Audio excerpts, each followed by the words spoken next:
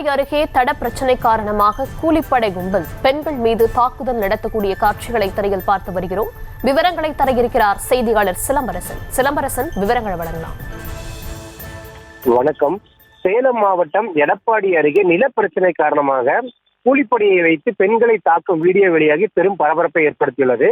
சேலம் மாவட்டம் எடப்பாடி அடுத்த வேட்டுவப்பட்டி பகுதியில் விவசாயி காளியப்பன் மற்றும் பழனிசாமி இடையே கடந்த சில நாட்களாக வழித்தடை, அதாவது நில சம்பந்தமாக வழித்தடை பிரச்சனை இருந்து வருகிறது.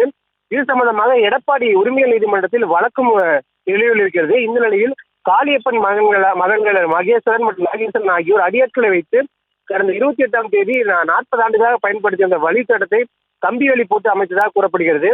இதனை பார்த்து அதிர்ச்சி அடைந்த பழனிசாமி தரப்பினர் 40 ஆண்டுக்கு மேலாக பயன்படுத்திய அந்த வழிப்பதையை ஏன் மறுத்தீர்கள் என்று அவர்கள் கேள்வி கேட்டதாக கூறப்படுகிறது. இந்த நிலையில் மார்ச் 1ஆம் தேதி மதியம் காளியப்பன் மகன்கள் மயிலேஸ்வரன், நாகேஸ்வரன் ஆகியோர் 40க்கும் மேற்பட்ட கூலிப்படை கும்பலை அழைத்து வந்து பொக்கை நீந்தல் மூலம் வழித்தடத்தை அழிக்க முயற்சித்துள்ளனர். இதனை தடுத்த பழனிசாமி தரப்பினர் ஷாலினி மற்றும் மூதாட்டி மினியக்கால் ஆகியோரை கூலிப்படை கும்பல் இழுத்து தள்ளி தாக்குதல் ஈடுபட்டுள்ளனர். இந்த சம்பவம் பெரும் பரபரப்பை ஏற்பட்டுள்ளது.